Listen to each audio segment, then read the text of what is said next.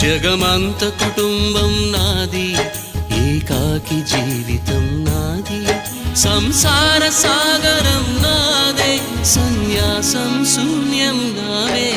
జగమంత కుటుంబం నాది, ఏకాకి జీవితం నాది.